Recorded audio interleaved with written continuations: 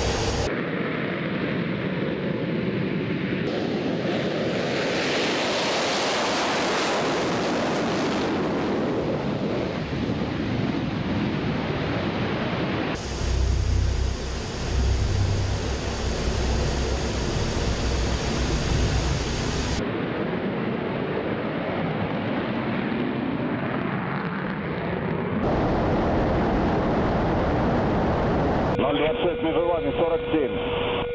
Отворот. 026, выполняй отворот. Текущий курс.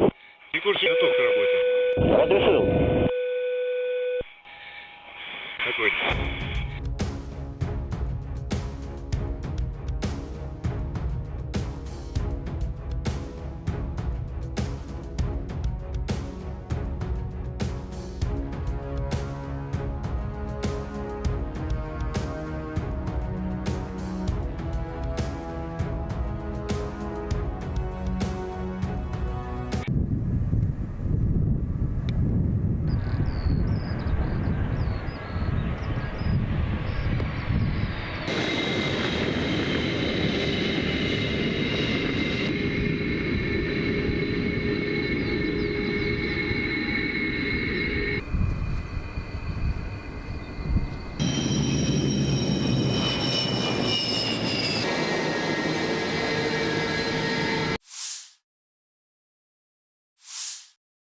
Angkatan bersenjata Rusia melansir sebuah jet tempur MiG-29 Ukraina terkena serangan drone di lapangan terbang Dolginsevo, wilayah Dnepropetrovsk.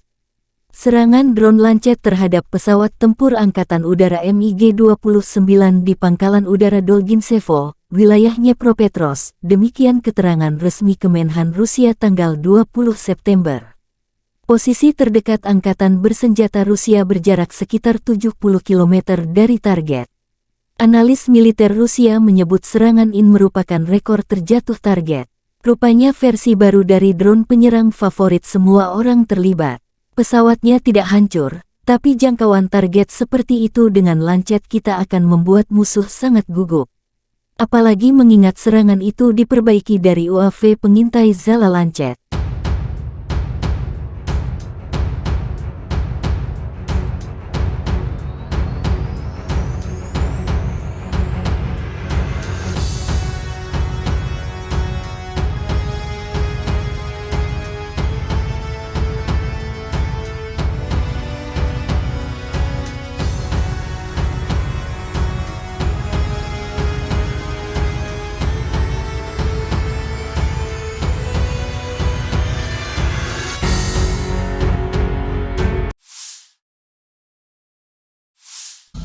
Sistem pertahanan udara Rusia dan peperangan elektronik serta tembakan senjata ringan mencegat 4 rudal jelajah jarak jauh Storm Shadow dan 5 proyektil HIMARS dan Smerk MLRS. Sistem pertahanan udara bekerja dengan baik, demikian keterangan Kementerian Pertahanan Rusia.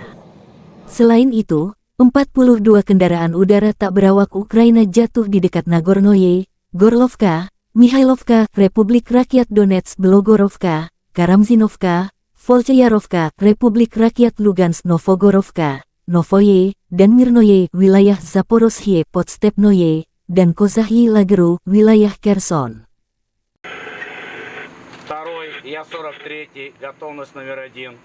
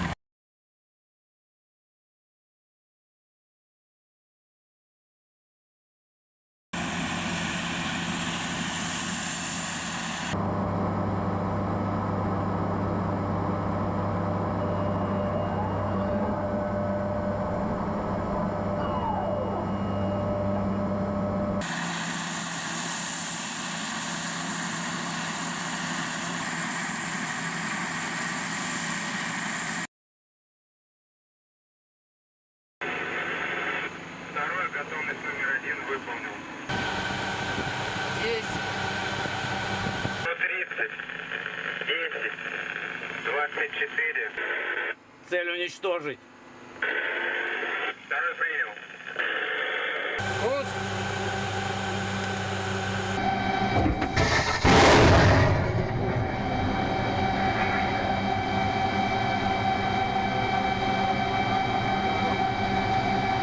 Попал.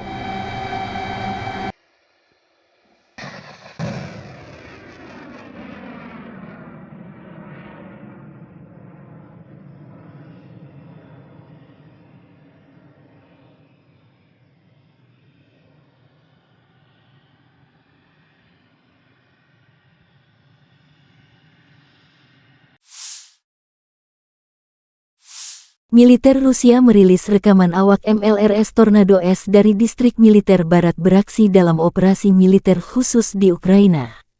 Peluncur roket ganda Tornado S melancarkan serangan presisi terhadap fasilitas militer utama musuh. Rudal berpemandu digunakan oleh pasukan artileri untuk menghancurkan benteng di garis depan, stasiun bongkar muat peralatan, amunisi, dan bahan bakar, depot, dan pos komando yang disamarkan, demikian keterangan resmi Kementerian Pertahanan Rusia. Menggunakan amunisi modern, sistem memiliki akurasi serangan hingga 100%. Untuk menghilangkan kemungkinan deteksi, pasukan misil terus-menerus mengubah lokasi mereka. Situs peluncuran hanya digunakan satu kali. Waktu yang dihabiskan untuk itu dibatasi beberapa menit sebelum dan sesudah operasi tempur unit. Mereka berpindah tempat persembunyian beberapa kali sehari.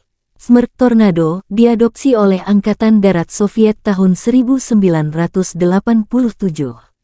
Pada saat itu, sistem ini merupakan sistem roket artileri peluncuran ganda yang paling kuat di dunia. Bahkan saat ini, setelah lebih dari 30 tahun beroperasi, sistem ini tetap menjadi salah satu sistem paling mematikan dari jenis ini. Saat ini Angkatan Darat Rusia mengoperasikan lebih dari 100 sistem roket artileri. Peluncur roket Tornado terlibat dalam pertempuran selama kedua perang Rusia di Chechnya. Juga baru-baru ini muncul pada pertempuran di Ukraina dan Suriah. Operator Smerk lainnya adalah Aljazair, Azerbaijan, Belarus, Kuwait, Peru, Suriah, Ukraina, Uni Emirat Arab, dan Venezuela. Pada tahun 2020 Azerbaijan menggunakan sistem roket artileri berat ini untuk melawan pasukan Armenia. Smerk memiliki 12 tabung untuk roket artileri 300 mm. Sebuah roket standar memiliki panjang 7,6 meter dan berat 800 kg. Sistem peluncuran roket ganda ini memiliki jangkauan 70 km. Smerk terbukti sangat efektif melawan konsentrasi pasukan dan kendaraan lapis baja, artileri dan baterai pertahanan udara, lapangan terbang dan target area lainnya. Tembakan penuh dari satu peluncur mencakup area seluas hingga 67 hektar. Kendaraan peluncuran Smerk dapat berhenti dan melepaskan tembakan dalam waktu 3 menit sejak perjalanan. Dibutuhkan waktu yang sama untuk meninggalkan posisi menembak. Roket diluncurkan langsung dari kabin, atau dari jarak jauh dari kendaraan. Salvo penuh membutuhkan waktu 38 detik. Kendaraan peluncur Smerk didasarkan pada sasis berat mobilitas tinggi MAZ543M dengan konfigurasi 8x8. Kendaraan ini ditenagai oleh mesin diesel D12A525A 38,9 liter yang menghasilkan tenaga 525 tenaga kuda. Dilengkapi dengan sistem inflasi ban terpusat, yang meningkatkan mobilitas di medan sulit, seperti pasir, salju, dan lumpur. Unit Smerk biasanya terdiri dari 6 kendaraan peluncur dan 6 kendaraan relot.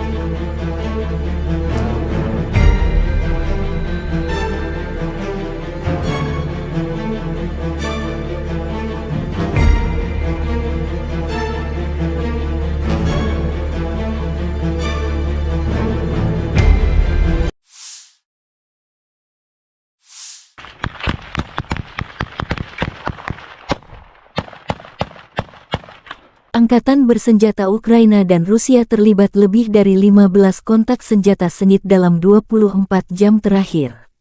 Di wilayah Kherson, pasukan khusus drone SBU Ukraina menetralkan 3 kapal permukaan musuh dengan personelnya.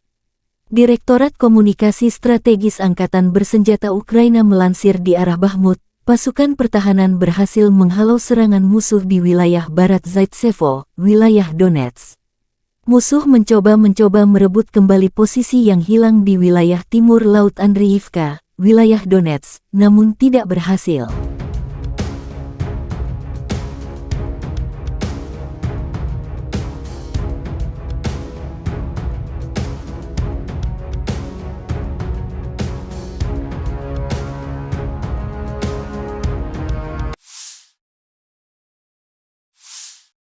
Di arah Marinka, pasukan Ukraina berhasil menghalau 10 serangan musuh di area Marinka.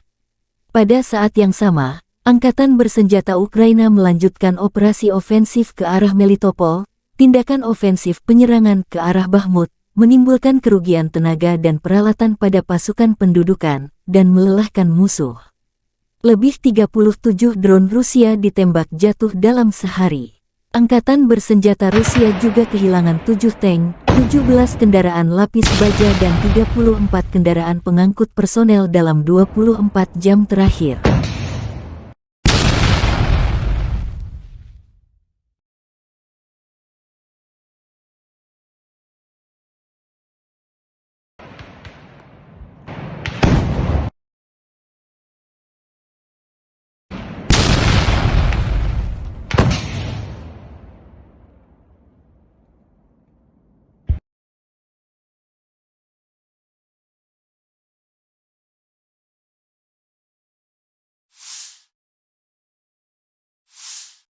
Angkatan Udara Ukraina melancarkan 8 kali serangan di daerah tempat terkonsentrasinya personel, senjata, dan peralatan militer musuh, 1 area konsentrasi personel, senjata dan peralatan militer, 1 kompleks rudal anti-pesawat, Arrow-10, dan 4 artileri musuh terkena unit pasukan rudal. Prajurit Brigade Mekanis terpisah ke-14 mengalahkan Howitzer Self-Propelled 2C-19 Mesta S, penjajah Rusia. Meriam hancur terkena serangan.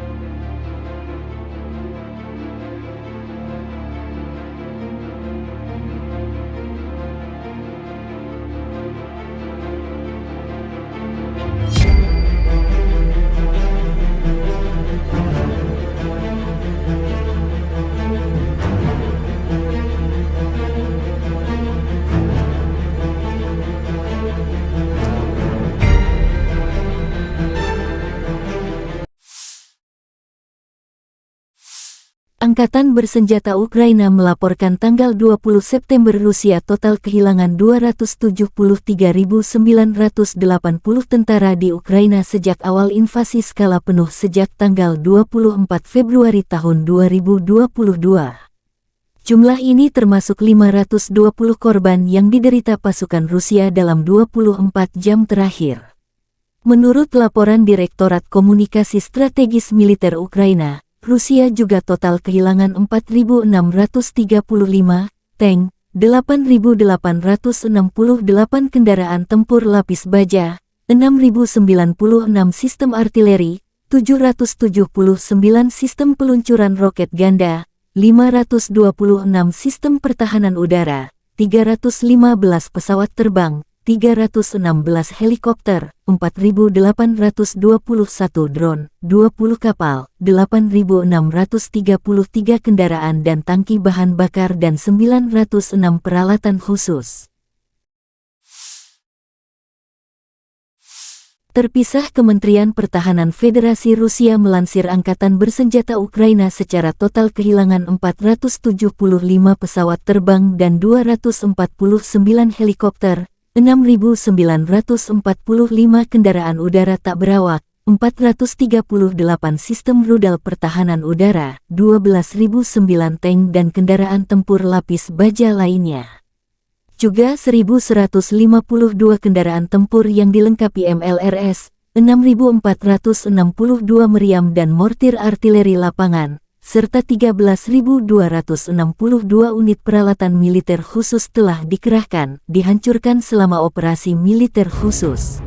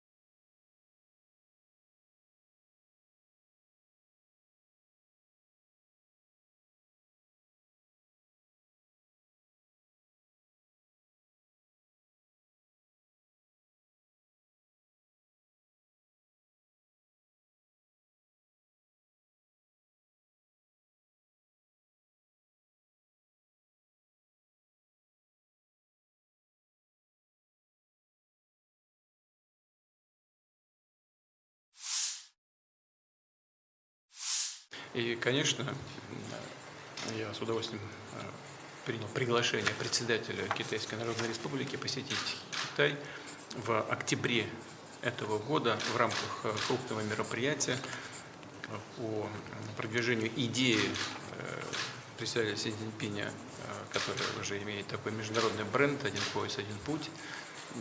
Это полностью и целиком соответствует и нашим интересам.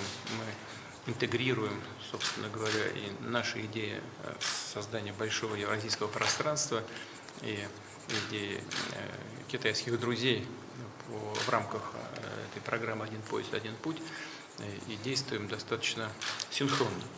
Я очень рад вас видеть и уверен, что наш обмен информацией, обмен мнениями по текущей ситуации